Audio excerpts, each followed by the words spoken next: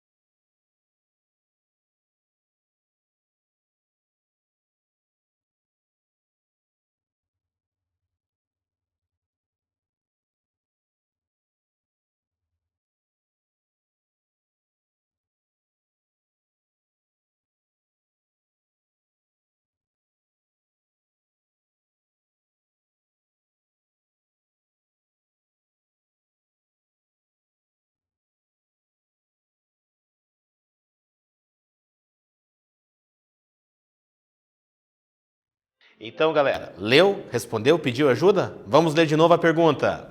A história geológica do nosso planeta pode ser dividida em quantas eras? A resposta certa é letra A, 4 eras geológicas. Você que acertou, parabéns. Você que não acertou, não tem problema. Nós estamos juntos aqui para aprender.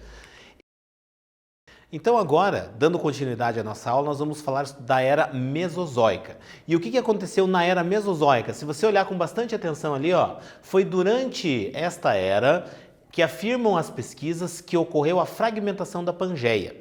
Você tem que lembrar que na aula passada nós falamos sobre a teoria da deriva continental, proposta por Alfred Wegener, aonde ele afirmava que toda a crosta terrestre era composta de apenas um macrocontinente chamado de Pangeia, e que este macrocontinente lentamente foi se fragmentando, primeiramente se dividindo em duas partes, Gondwana e Laurásia, posteriormente dando a atual configuração dos nossos continentes. Então isso você não pode esquecer.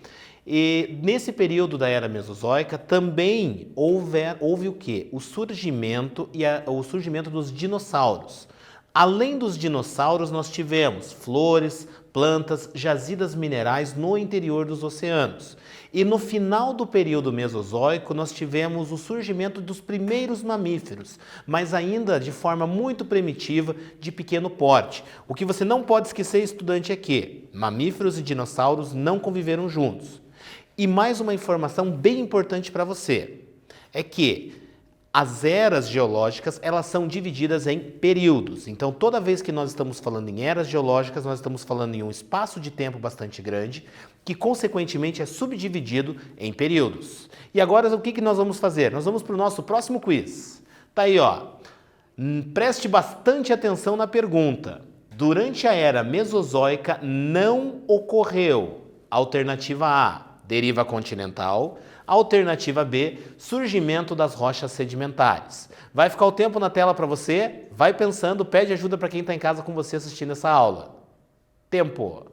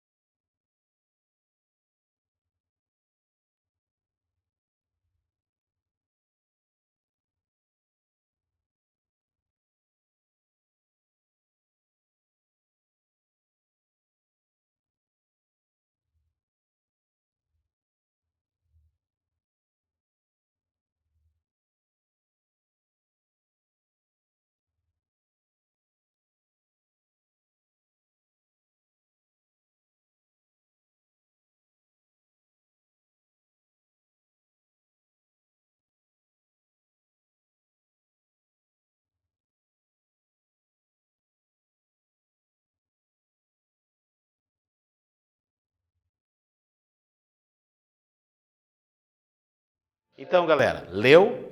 Pediu ajuda para quem está em casa com você? Vamos reler a pergunta. Durante a era Mesozoica não ocorreu deriva continental alternativa A e surgimento das rochas sedimentares alternativa B. A resposta certa é surgimento das rochas sedimentares. Durante esse período da era Mesozoica ocorreu a deriva continental. Importante, sempre que você estiver respondendo uma questão, leia com bastante calma e tome cuidado com as palavras que podem induzir você ao erro. Beleza, galera? Muito bem, então agora dando continuidade à nossa aula, nós vamos falar da Era Cenozoica. Olhando ali com bastante atenção na tela, acompanhe comigo a leitura. Durante a Era Cenozoica, ocorreram os períodos Terciário, há aproximadamente 60 milhões de anos atrás, e o período Quaternário, aproximadamente 1 milhão de anos atrás. E nesses períodos, houveram algumas transformações na superfície terrestre, tanto no que se refere às estruturas geológicas, quanto aos seres vivos. Se você olhar com atenção, no período terciário surgiram os Alpes na Europa, Himalaia na Ásia, Cordilheira dos Andes na América, além dos primeiros primatas. Então nós temos uma série de mudanças na estrutura geológica do nosso planeta e também o surgimento dos primeiros primatas. Já no período quaternário, nós tivemos o quê? Os continentes tomaram a atual posição, bem como ocorreram as glaciações e o surgimento do ser humano. Então, no período, na era Cenozoica, no período quaternário, é quando o ser humano surge. Nós temos todo o período anterior, todas as outras eras geológicas que nós vimos, nós não tínhamos a presença do ser humano ainda. E agora a gente vai falar um pouco mais, a gente vai rever um pouquinho mais sobre a formação do nosso planeta. Aí nós temos ali, na Terra primitiva não existia atmosfera. No início do nosso planeta, quando ele era uma grande bola incandescente de material rochoso, não havia atmosfera para proteger o nosso planeta. Proteger contra elementos vindos de outras partes da galáxia. Então esses elementos bombardeavam constantemente a estrutura do nosso planeta, promovendo uma série de transformações nessa estrutura, conforme você pode observar na imagem que você vê no canto da sua tela. Olhando ali, você vai ver uma série de fragmentos rochosos que estão se colidindo contra a Terra. E essas colisões resultavam em constantes transformações, seja da posição da Terra em relação ao universo, além de formas da estrutura e composição química dos elementos rochosos ali existentes. E olhando aqui, a gente consegue observar que dessa forma a Terra primitiva era formada somente por lava. Lembrando que nós já falamos na aula passada que lava nada mais é do que o material rochoso da estrutura do nosso planeta, com temperaturas extremamente elevadas. E esse material, em função das suas temperaturas serem elevadas, fazem com que ele mude de estado físico. E aí você vendo ali com mais atenção, o Sol não permitia o resfriamento do magma. Como não havia a atmosfera para proteger, filtrar raios solares, toda a radiação que era emitida pelo Sol chegava de forma direta na superfície terrestre, o que fazia com que a temperatura da estrutura geológica do nosso planeta permanecesse elevada. E aí você vai descobrir também que o tempo, a velocidade de rotação do nosso planeta, ela era muito diferente do que é hoje. Você tem que perceber que um dia, nesse momento da história do nosso planeta, durava aproximadamente 6 horas. Por que durava só 6 horas? Porque a velocidade de rotação do nosso planeta, ela era muito mais rápida. Em função desses asteroides que se colidiam com o nosso planeta, em função de todo um conjunto de situações que fazia com que a Terra se movimentasse muito mais rapidamente do que se movimenta hoje. E, simultaneamente à formação da crosta terrestre, começaram a surgir também os vulcões. E é dessa forma que, através dos vulcões, que o magma sai do interior do nosso planeta. O que eu quero dizer com esse slide que apareceu na sua tela? Conforme a crosta terrestre do nosso planeta foi se resfriando, o que aconteceu? O magma que estava e até hoje está dentro da estrutura interna do nosso planeta, ele realiza movimentos. E existem pontos do manto terrestre que estão submetidas a maior pressão do que outras. E o que vai acontecer? Esse manto, esse magma que está no manto terrestre, ele precisa extravasar, ele precisa sair dessa camada e chegar até a superfície. E o que ele vai fazer? Ele vai procurar pontos da crosta terrestre por onde ele encontre mais facilidade. E aí nós temos as erupções vulcânicas. Você que está vendo isso no primeiro ano do ensino médio, você já viu isso lá no sexto ano nas aulas de geografia. Então é uma revisão de conteúdos. E agora nós vamos para o quiz. Nossa próxima pergunta do quiz aqui, ó. Um dia na Terra primitiva durava cerca de... Alternativa A, 6 horas. Alternativa B, 5 horas. Vai aparecer o reloginho na tela para você. Pede ajuda, pesquisa. Vamos lá, tempo!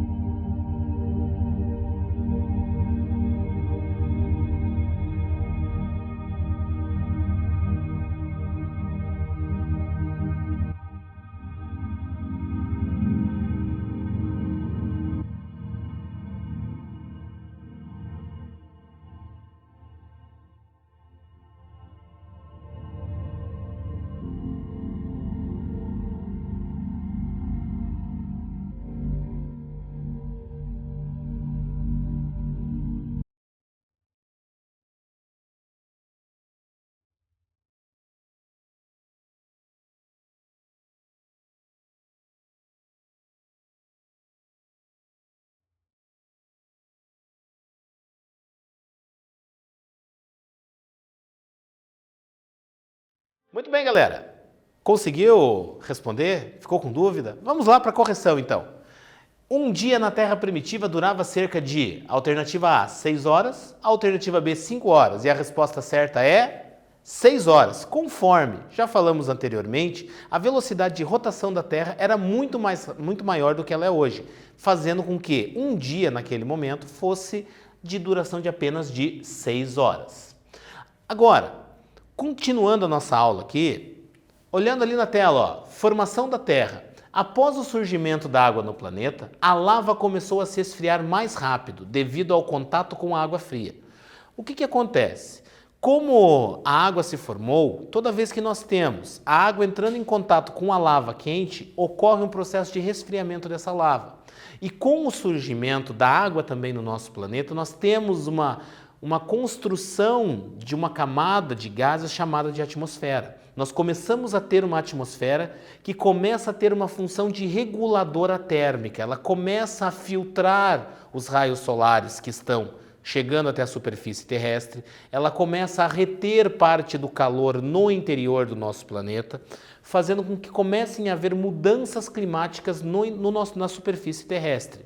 E todas essas mudanças promoveram também um processo de resfriamento da crosta terrestre. E aqui, ó, olhando com mais atenção essa imagem que você vê aqui, nós temos uma erupção vulcânica. E todo esse material que você está vendo ali na tela, você está vendo que nós temos rocha incandescente.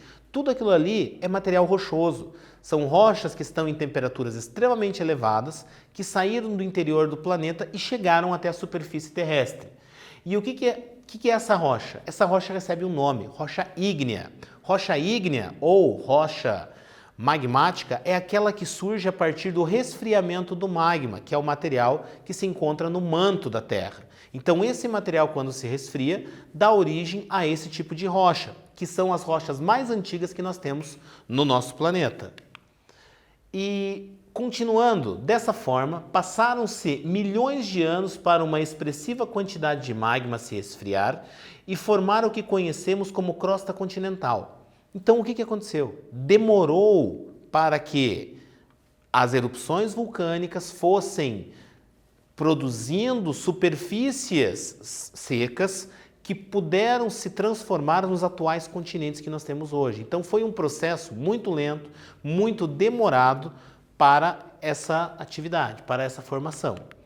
E agora, dando continuidade, os abalos sísmicos. Nós já falamos de abalos sísmicos. Nós já vimos imagens de abalos sísmicos. Então, os abalos sísmicos nada mais são do que os movimentos realizados pelas placas tectônicas, e quando nós sentimos esses movimentos das placas tectônicas na superfície, eles nos causam alguns problemas, conforme você vê na imagem aqui, ó. Você está vendo um prédio que foi destruído em função do quê? Em função de um abalo sísmico. A movimentação das placas tectônicas causa esse efeito sobre a civilização humana. E nós temos vários outros locais do nosso planeta onde ocorreram abalos sísmicos e que causaram grandes destruições.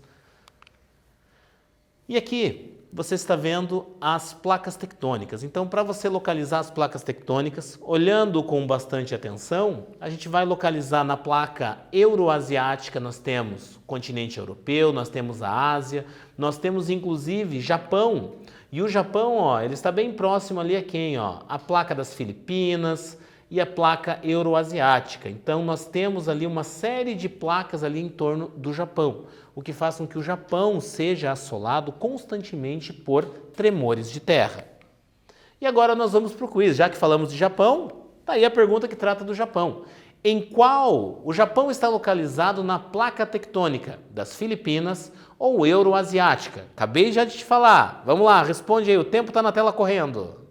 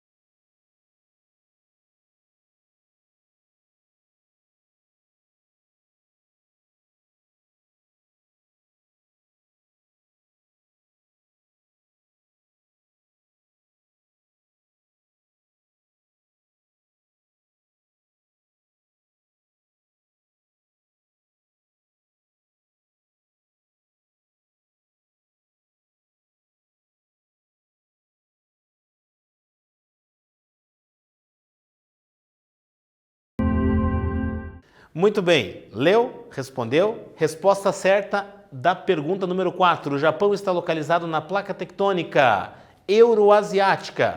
Olha aqui, ó, placa euroasiática. Presta atenção aqui, ó. Se você olhar com bastante atenção nesta região aqui, aqui é que nós temos a ilha do Japão, ó. Placa euroasiática. Agora, nós também, para darmos continuidade, nós temos que falar do quê? Dos movimentos das placas tectônicas. Porque essas placas tectônicas, elas não estão paradas. Como o magma está dentro na estrutura interna do nosso planeta, ele realiza movimentos, as placas tectônicas que se encontram na superfície do planeta também realizam movimentos. E aí nós temos 3 tipos de movimentos que nós separamos aqui. O movimento convergente, identificado com o número 1, é quando as placas tectônicas elas estão indo uma em direção à outra. É um movimento de convergência, elas estão indo de encontro uma com a outra. Olhando ali na tela a figura número 2, você vai ver que são movimentos divergentes. O que está acontecendo com as placas? Elas estão se afastando, uma está divergindo da outra. E aí na figura número 3, você vai ver ali que são movimentos conservativos. As placas tectônicas elas não se afastam, mas também não se atraem. Elas estão simplesmente deslizando lateralmente uma entre a outra. Então, um movimento conservativo, conforme você pode ver nas ilustrações que apareceram aí na sua tela. E agora nós vamos para o nosso último quiz da nossa aula. O movimento de afastamento das placas tectônicas denomina-se letra A, divergente, letra B, convergente. O tempo na tela está correndo aí para você. Vamos lá!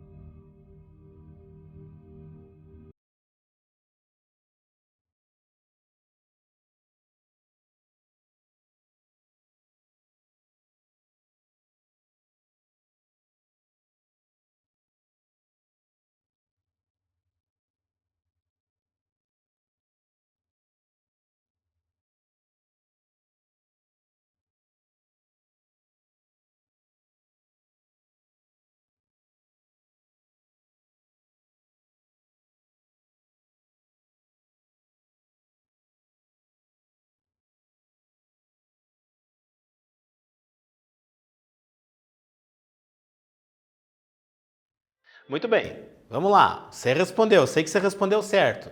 O movimento de afastamento das placas tectônicas denomina-se Divergente, então elas estão se afastando, elas estão divergindo. Para você que acertou, parabéns. Você que não acertou, nós estamos aqui juntos para aprender.